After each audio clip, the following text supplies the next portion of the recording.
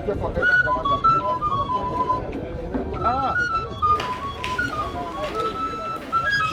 sir. Good morning. Good morning. How are you? Fine, thanks. As you already know us, we are Diaspora Digital Media, and we are taking special interest in Nnewi. As a title chief, we want you to tell us a lot more than we might have known or not have known at all. First of all, can you introduce yourself? My name is Chief Anayo Nwosu.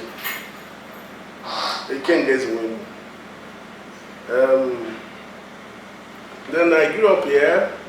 So my grandfather was the Nnewi and Nnewi of Otolo. And I'm from Otolo. Otolo means the first settlement, right? Yep. So that Otolo is the, anytime you hear Otolo, it means the first settlement where people started spreading. So Otolo is the Nnewi, right? Yes. Where the man called Nnewi lived. So you know a lot of history about our people. We are blessed with industry, entrepreneurship, and build anything we set our minds on, we achieve. So this is a great land of achievers. I once read a story you put up, and I was shocked to my marrow about the amalgamation, let me use that word, of the former villages of Nnewi. Can you tell us once again the origin of that Nnewi you mentioned at that time in your book? Yes, I will start by giving you some verifiable information, right? Yep. So you know, Nnewi has become so big and so admirable that people who would not know, or people who were told half stories would come to actually distort history. But the truth of the matter is that it is in Otolo Nnewi that you see what do you call it, a clear lineage of the man called Nnewi. Actually, Nnewi is very lucky. I mean, the man called Nnewi is lucky because when the white man came, this space was not called Nnewi, but called Abaja, right? Yes. And that Abaja was a man whose grandfather migrated from Oreri, right? Mm-hmm. Who settled in this space, right? When the Ibuku, waged an intestine war against Oreri people, and during the war, everybody will run away, and the guy moved southwards and settled in this space.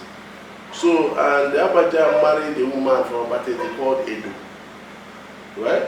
That Edo gave birth to, the first child was Isu, the second one was Ikenga, and the third one was Ifite, people from Orifite, and the fourth one was Ichinwa, right? So it then happened that actually the white man recorded in colonial history, which I cited from archives in Enugu, that when they came here, they called us Abaja. And in fact, the history behind that is that a court was called Abaja Court, right? So then it then happened that Isu succeeded his father, right? If you go to Uruago, if you are going to St. Mary's, by the left is Obi of people that live in the left is Obi of Uruago, person that became Obi of Uruago, and the descendants. The right, you see Isu people, what man, yeah, Isu people. Then something happened, right? And they lost that prominence. Then the brother Ikenga took over because the people actually moved down towards Imo State to hear a lot of Isu and all. Yes, I was coming to that actually. So they moved and scattered, the Isu people scattered. So then Ikenga, you understand, took over. Ikenga actually is the father of Nnewi, right? Yeah. Then, but these are children of Edo. That's why when we say, when Edo died, right, he was able to, just like you understand it in India, how when people lived, then when they die, they become deities.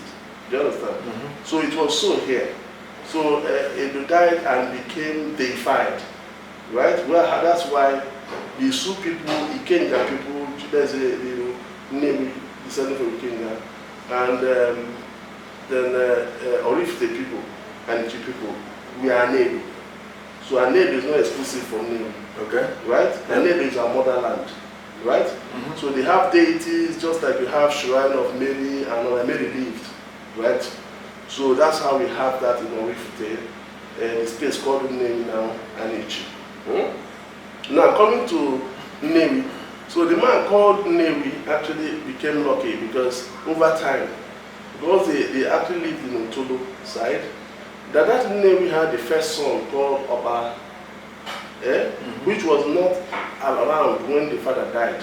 So his junior brother called Dibo performed the rite of killing a cow, right? Because there was no mortuary then. By the time he came back, he was a wanderer and a hunter. If you do that, then you become the head of your father's what you call steed, right? That's how the man called Dibo, right? Succeeded just like something happened between Esau and Jacob in the Bible. Right? I was just thinking in my head. That's how Dibo now became the head of the Ikenga family. Then when Nobara came back, he now settled southwards towards a space called Umunara. So people from Umunara are actually supposed to be the head of Nnewi family. Then that Dibo again get back to a man called Otolo, right? And get back to Ikwabo, right? People that are called as Ikwabo, right? So now, remember that Dibo equally have brothers, they have other children from Nnewi, right? Like you have BDK, people that settled in Nnewi, you have people Uru, people that settled in. You find that when Dibo died, right, Uru married his wife called Okotu. Do you understand? So that's why Uru and Otolo people, they say Otolo Okotu and Uru Okotu were related, right? Okay. So, and that woman from Aro, yeah, that woman from Aro, that's the link between Aro. I hear some people say Otolo is from Aro, I laugh. And I ask them, what about Nnewi? Let's go back to Nnewi. Then down the line, then Otolo had two prominent sons, other than that. Enem was the first child, right? The second person, the second person was Nofo, a warrior. But Enem looked at himself and found out the junior brother could do the work and all that. Well, he would take him and carry Ofo down to cross one tree called Obaka, I remember the actual name, but one Obaka tree. Around, you see it around the School Park then. So the holder of that Ofo. Oh, is it to Obaka Mbaganam? Okay. Obaka Untara or something. I remember the name. Okay. No? So he had passed that tree and now gave to the brother to go to represent Otolo on the matters. But when he now died, Nofo kept now succeeded in his brother. Then that Nofo too had the first son called Ezan. But under certain circumstances, I don't want to put on record there. The father disinherited him. Ezan is people live in Okuno now. Okay. They say Icon, then out of Chad Okongwa, then Ejisu, then they are Ezan. They're supposed to be the Igwe is supposed to be there. But again, Nnofo is inherited and gave it to the younger person called Udude. There's one more. Then Udude, the first son of Udude succeeded him, right? All these are happening in Utogo, right? Succeeded him. And that Isaiah had issues that somebody tried to inflict a curse on his sons. That he found that this will not protect the territory, and now called me and now said, if I die, the son of my younger brother, his younger brother was Ezenwa, right? He now said the son of my younger brother called Ifeluin, the later took also title of Ezenwa, that if he calls you to answer him, and he's inherited his whole lineage, because I gave it into his nephew. So now in that Ezenwa now, that is where we descended from. And this thing has not let us to date. So from Ezenwa, then Ezenwa, the father the mother was from Eziabubo. That Eziabubo, but the woman was called Ujiji. Very, very smart woman. Then what happened was that he married so many wives, up to 9 wives. The the first wife of Ezenwebu was my matriarch, right? The mother of Ezenwebu. Right? Now, that Imediebu, the name was Imediebu, right? That Imediebu was the granddaughter of the person that we say that founded or Umudin was built around, that Nago. So Nago gave birth to the son who actually begot Imediebu. Do you understand? You can now see by the time Nago, who came from Ojoto to settle, he was a hunter to settle Umudim, the space called Umudim today, was actually a contemporary of Ezra. Do you understand? They lived around the same space. But he didn't come when Udite was there. The man didn't know Otolo, he didn't know Dibo. Do you understand? Now, that's for Umudim, right? Now for Uragu is a space, just like Obiofia. Right? It's a Obiofia, you have a lot of women living in a farm area and all that.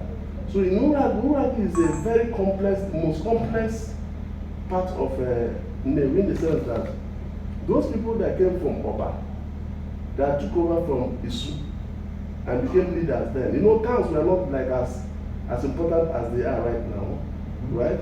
So, but now the colonial master came and organized it, there people now started being assertive. It was just community fighting wars and all that, and they would choose who actually would lead them better, right?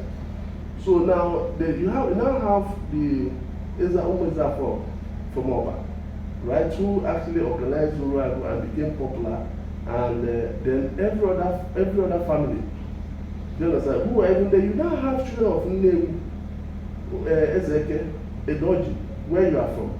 Yes. Right? Then things actually push you to the question where you are now. Right? You have Isu there. Then you have other people that came from Iyala and settled in Okunu, Uragu. Right? Then you probably have a whole lot of other people that migrated in Uragu. So Uragu is actually a complex, whatever. It's not a homogeneous as Otolo. Yeah. Now, but when you come to Otolo again, Ezekwabo is not Otolo, but brother to Otolo. Then Amileba, around the Kofia side, you understand? Yeah. They actually migrated where Abaja migrated from Ore. And they remember they had brothers when they had issues. You understand? They had to run away from Ore to come to settle down. And they looked for the people who actually were like them. You understand? They settled in Otolo, and Otolo welcomed them there. So in Otolo, you probably have two people that are not children of Otolo. Then, at a point when the first Abanano that happened, you know, the people of the old, you know, had prophets. And they sometimes spirits talk to them, deities talk to them, ancestors talk to them to organize themselves, right? So Abanano was a covenant. The first one was for the children of Edo, Isu, Ikenga, Ifite, and Ichi. That's Abanano, 4 cardinal points. So that Abanano stuff, they believe that things will be resolved into 4 cardinal points, right? At a point when organization now came, they said, okay, good. Let us now resolve again the past into 4 cardinal points in 4 villages, right? And now put people into those areas. That's why Uru was grouped to go and join Umudim. And Umudim is actually the children of Nago, the man that came from Ojoto, right? So Uru people have to be called Umudim, right? Then Urago became like Obiofia. Nobody was Urago, there's no person called Urago, right? Then there's the Nnewi, the last child of Nnewi, right? Settled in Nnewi, right? And in Igbo nomenclature, Igbo language, Ichi means the last child, Ichinwa, right? Okay. So, but in Nnewi again, you have the children, some children of Umunaram, Obala, that settled there, right? You see some people from Ojoto that settled there. So you now have people that settled from Ojoto and all that. But I must tell you that all of us originated from Aguleri and started coming down. right? We are all brothers. Yes. So at the time they were settling, they were coming to live with their cousins and all that. But as time was going, people that live today, because of space, ego, and all that, are looking at people that settle from Oba, people that settle from Ojoto, or people that settle from any Ihala. We are all brothers, and they knew themselves as brothers, right? So we are egos. But some people in Nnewi can trace their lineage directly to Abacha, and Otolo will do that. So like for me now, I have Nnewi and Nnewi. My father was Obiuku, and his father was Ezechelo. His own father was the 118. His father is Ewuzie. Ewuzie is the son of Ezenwebu. Ezenwebu is the son of Ezogini. Ezogini, right, is the son of Ezenwa. Ezenwa is the son of Udude. Udude is the son of Nnofo. Nnofo is the son of Otolo. Otolo is the son of Igbo. Then Igbo is the son of Nnewi. Nnewi is the son of Ikenga. Ikenga is the son of Abacha. So, if you cannot trace your lineage like this, you understand, they will start arguing that no, everybody came from everywhere. That's argument. So anybody that cannot give you a straight lineage down to Abacha, it means that the person at a point his ancestors came. But I must tell you, the people that rule today, when their fathers came, they married from Nnewi. They married Nnewi daughters, right? Yes. That no person in Nnewi can say is more Nnewi than others, because I will have a tradition that the children of a sister has more right in a space than even the sons living there. Sure. So we are all together. There is no exception, because now we are intertwined and all. So what we are looking now, even though we know, everybody should know who his father is. They cannot come and tell me my father is another person when I know who my father is. I can trace my lineage, just as I've said here. Mm-hmm. So I probably am lucky to say that I can trace my lineage to Nnewi and to Abacha, right? But that does not make the person who cannot trace his lineage now a less Nnewi person, because we are intermarried, we are interwoven and all that. We equally have some slaves and people that were sacrificed to gods and all that through pagan practices that have been abolished, right? Mm-hmm. That have married ourselves and we're living in the same space, so we are all Nnewi, we don't discriminate anymore. But that does not mean that somebody from Osopo will come and become Europeans in Nnewi. It will happen. So we still have tradition to preserve. Beautiful. Beautiful. I'm totally impressed. Yeah. I want us to make a little distinction here. The four men sons of Nnewi that we know today, that is Otolo, Uruago, Umudim and Nnewi. Were they actually siblings, or were they amalgamated to become a town of its own? There has been some little discrepancies about that. I hope you are free to Yes, talk about yes, just like I said before, right? It is, if you now say a name like Urago, there was no person called Urago, right? Mm-hmm. But Umudim, but there's a person called Dinago. Those children were called Umudim, right? Yeah.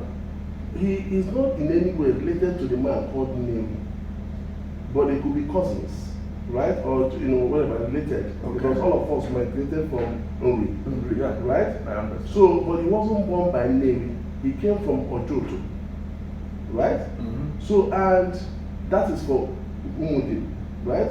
But inside that Umudim, you have children of Nnewi, who were now, that time when Nnewi was being divided into 4 villages, right? They were actually put in Umudim, right? Like Uru and some other villages in Umudim that are not even blood, they don't have blood relationship with Dinado, yeah. Right? So also, it is so in Urago. You have a lot of people, villages there, you understand, like Edoji.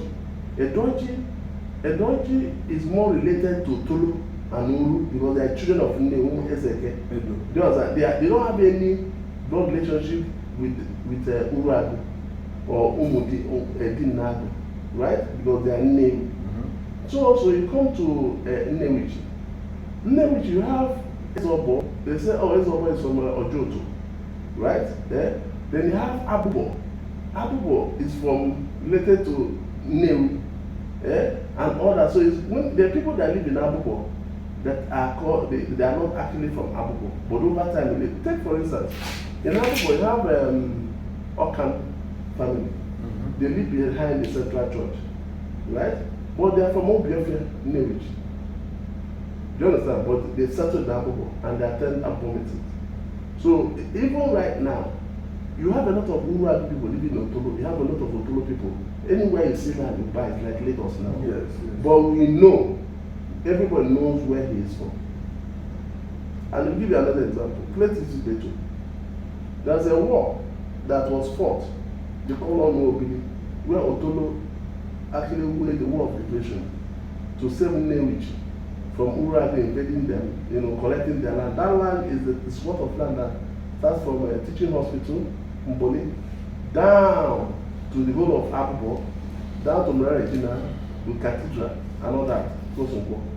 So Otolo recovered that land, right, for Nnewi.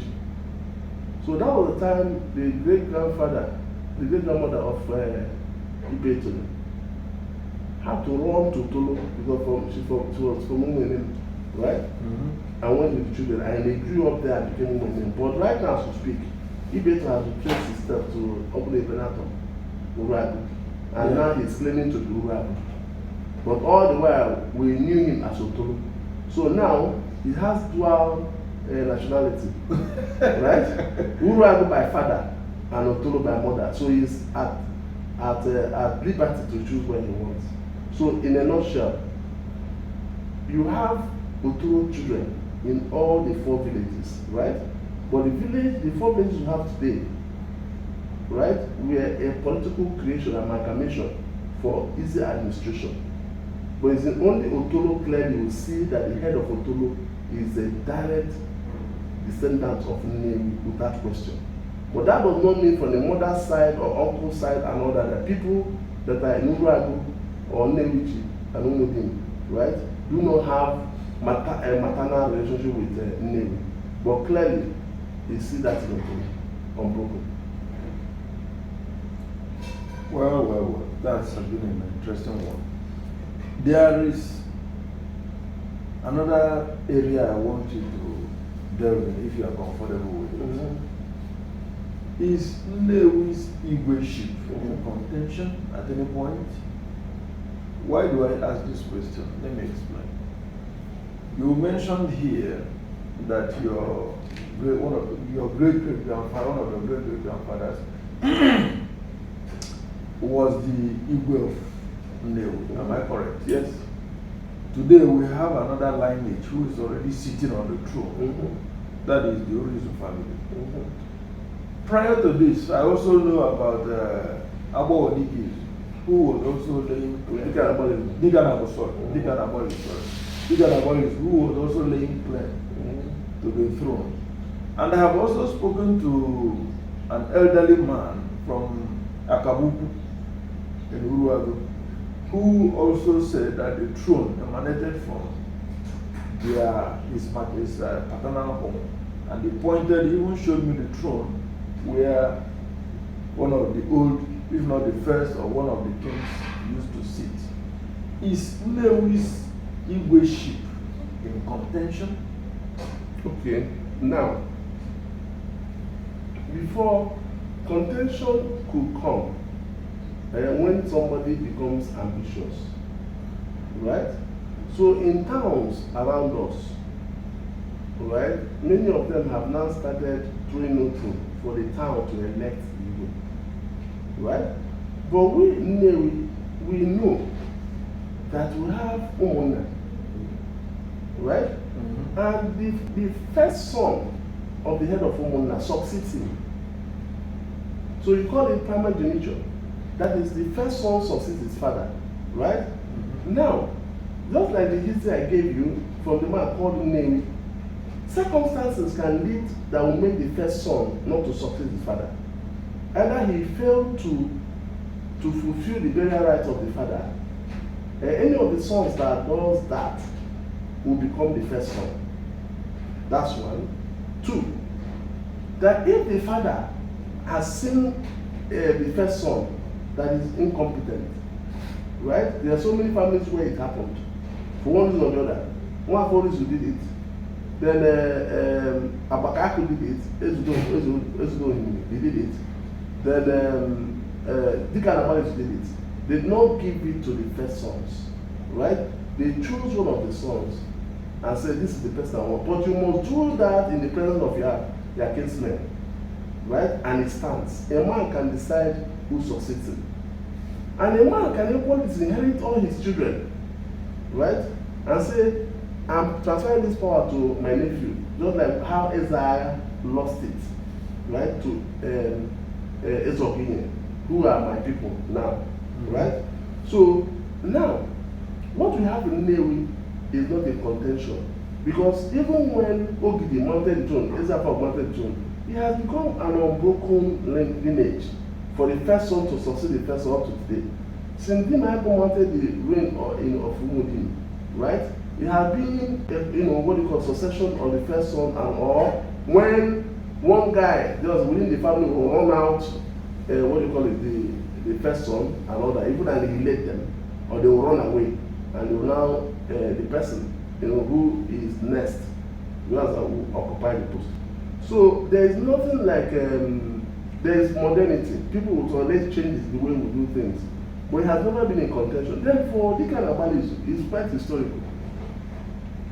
When Ezubayemba died, who is one, the son, Josiah, was very young, right? And at that time, they needed somebody. They looked around, they got the next warrior, just from Ezubayemba family, from another Umunna, Wakamwa. And everyone respected him. He was a good man, right? He became the regent of Nnewi. From that 18 something, late 17th century, to 1945 when he died, even when the guy who was supposed to be the Igwe was of age, he gave him that respect. Everybody was going to his house. That's the man called Moses of Nnewi, the grandfather of Deacon Abba you mentioned. Then that man actually was the man, the white man told him in 1903, said, let's make you the king of Nnewi. He said no. That Igwe Nnewi, or of Nnewi, is by birth, right?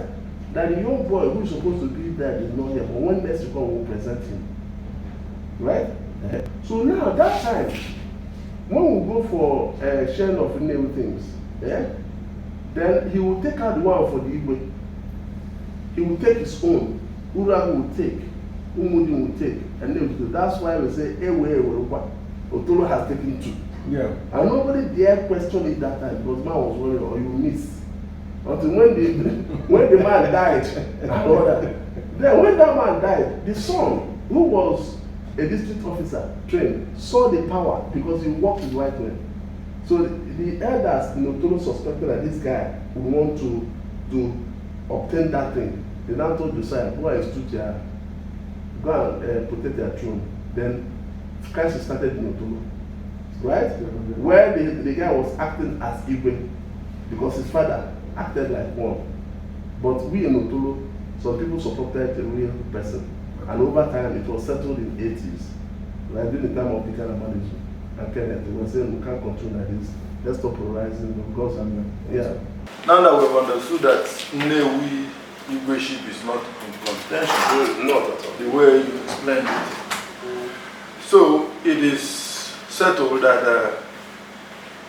at the demise of Igbo, of course, you're not wishing him death, of course. And old man at 98 definitely is already counting down the time. Will we confidently say that when he eventually departs, that there is no one from any angle who will want to jump out from Ane and want to lay hold on the throne apart from... Not at all. Not at all. Except if while he's alive, you will call Ezok in the family and say that I don't want my son, second son, third son, I want my last son to succeed me. He stays.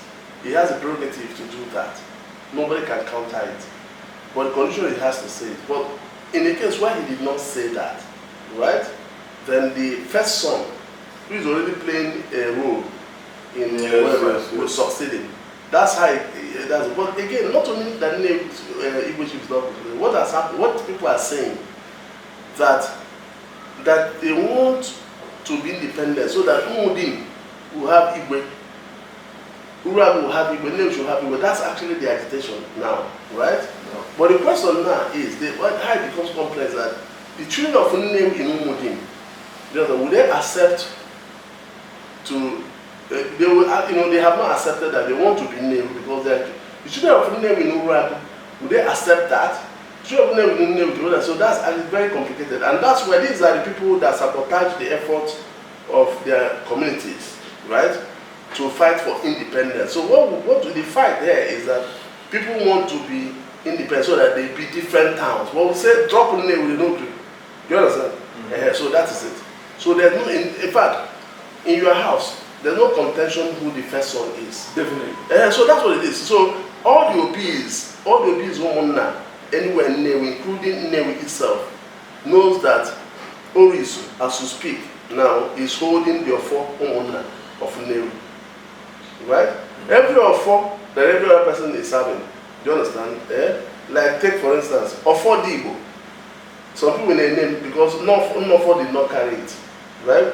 He has to pay all the pillar of okay. Do you understand?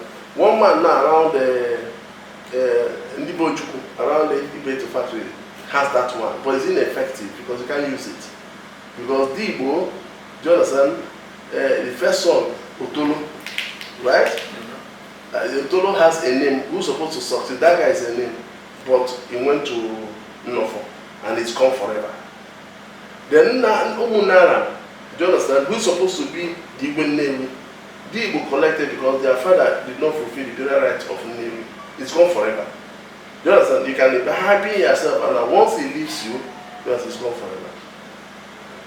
You understand? Then my great grandmother, Imediegu, who was the first wife of Ezogini, right? He didn't have a male child on time, but he had the first daughter. And we lost it to Ebuchi. He's actually, I think, third or second wife. You understand? So any warrior can say this and that. In fact, there was even a time when Nuri's family, people believe that they went to school better than Josiah. And they tried to do that, we resisted it because the father did not say otherwise.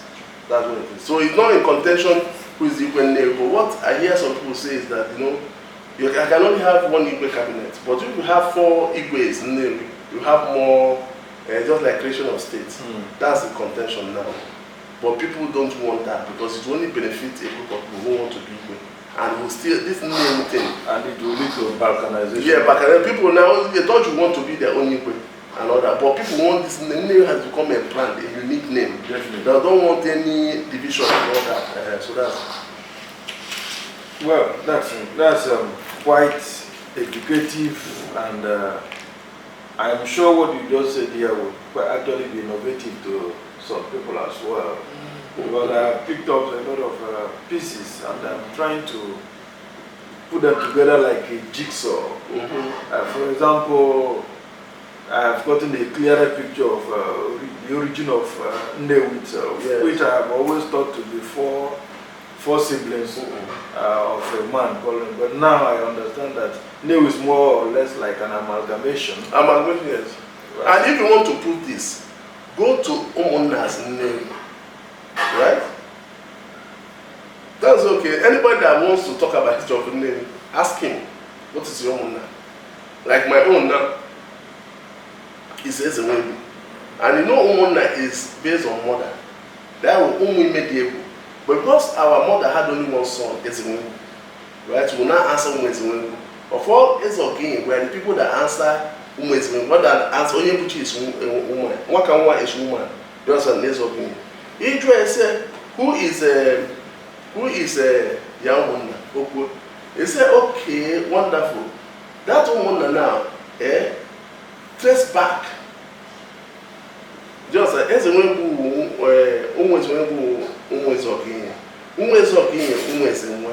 Umwezenwa is Umudude.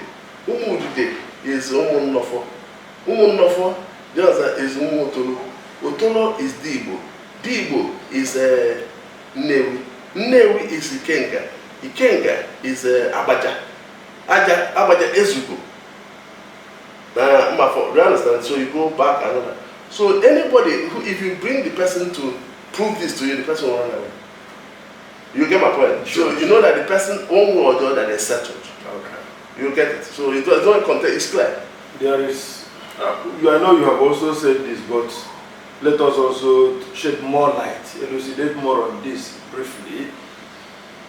Ichi, Orifite, and Ozubo, and who else?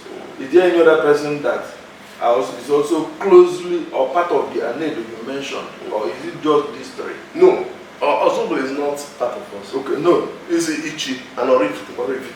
Okay. Ichi and Orifite. Because of every other person, Ikenga and Isu, their children are also assumed under name now, right? As presently constituted, since we don't no longer talk about Abacha now, we now talk about Nnewi, Orifite and Ichi, they are Anedo.